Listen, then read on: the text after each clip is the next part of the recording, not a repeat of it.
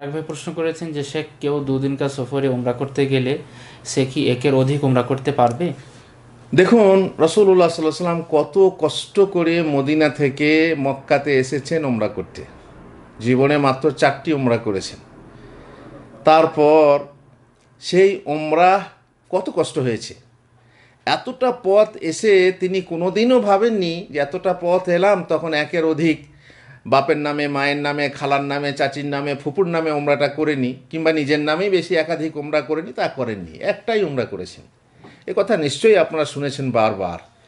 আয়েশার জন্য যেটা আছে, ভাই আব্দুর রহমানকে বললেন যে যাও, আল্লাহ রসুল নিজে যাননি, ভাই আব্দুর রহমানকে বললেন, মানে আয়েশার ভাই, যে ওমরা করিয়ে নিয়ে এসো। কেন করলেন? তার ওজর ছিল, তার পিরিয়ড শুরু হয়েছিল বলে তিনি হজের আগে ওমরাটা করতে পারেননি।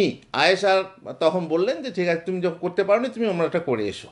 তো এইরকম যদি কারো ওজর হয়ে যায় তো সে করতে পারবে, তাও একাধিক না, ওটা একটাই উমরা, একাধিক হলো না। মোট কথা হচ্ছে যে একাধিক উমরা করার যে প্রমাণ যাকে বলে সেটা নেই।